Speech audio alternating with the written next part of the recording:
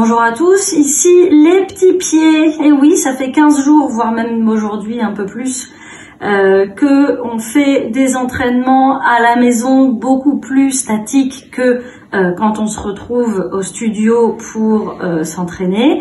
Il va donc être primordial de relâcher les chaînes musculaires avec les automassages. D'ordinaire, on aurait pu aller marcher à la mer. L'idéal pour relâcher la plante des pieds étant de marcher sur le sable dans l'eau. Comme on peut pas, même ici, si le tapis pourrait vous faire confondre avec la mer, eh bien, on va venir se masser. Pour ce faire, 2 mains et rien de plus. On va venir, comme vous le savez déjà, travailler dans le sens de la fibre et toujours dans le sens longitudinal, notamment dans un premier temps. Pourquoi? Parce que si on vient aller dans le sens transversal, ça peut endommager la fibre si celle-ci est tendue. Donc, de façon très simple, on va à son rythme, d'abord lentement, puis rapidement, puis en cassant le rythme, rapide, lent, rapide, tout le long du pied. Et on va venir libérer. Si on sent qu'ici c'est plus tendu, on vient plus travailler. Si on sent qu'ici c'est plus tendu, on vient travailler.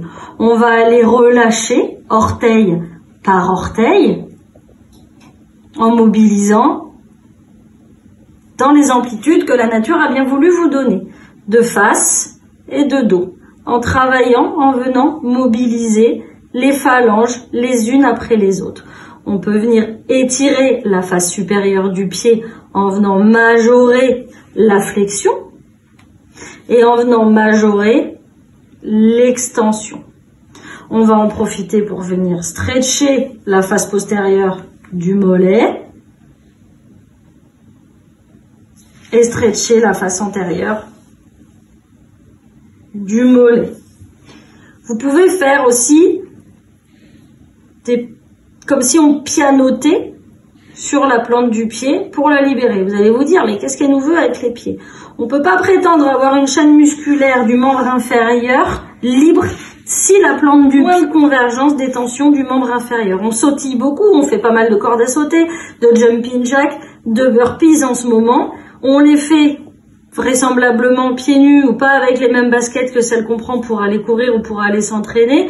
Donc du coup, les prises d'appui sont différentes et ça crée des tensions qu'il est important d'aller libérer après les entraînements. Je vous conseille de faire ces travaux-là sur vous-même, avec vous-même, en dehors des séances d'entraînement, ou vous le faites en pré-échauffement, ou vous le faites à distance après la douche, mais pas juste après, parce que votre fibre, elle s'est ratatinée, elle s'est raccourcie, et si vous venez lui demander de l'étirer en appuyant fortement dessus, elle va pas aimer.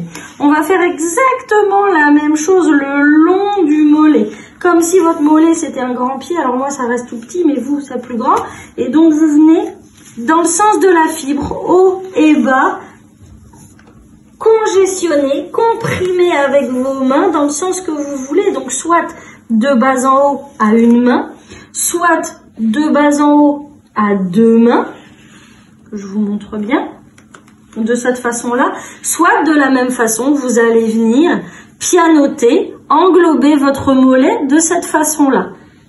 Ici, je viens pianoter, libérer, comme si je voulais séparer mes 2 masses musculaires du mollet en 2, le long de la fibre. J'hésite pas à y aller, et là où ça fait mal, c'est là où c'est tendu, c'est là où je viens insister, en pianotant un peu plus fort, en changement de rythme, en faisant aussi, on peut aller faire des stimulations circulatoires si on sent qu'on a les jambes un petit peu congestionnées à force de rester statique et sédentaire à la maison, et on vient combiner tous ces gestes-là, en faisant de bas en haut, en faisant du pianotage, en faisant de l'écartement des masses musculaires.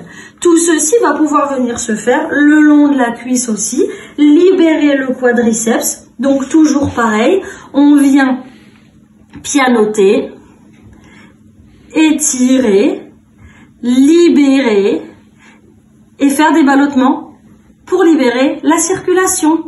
À vous de jouer et au prochain coup, on fera le haut du corps.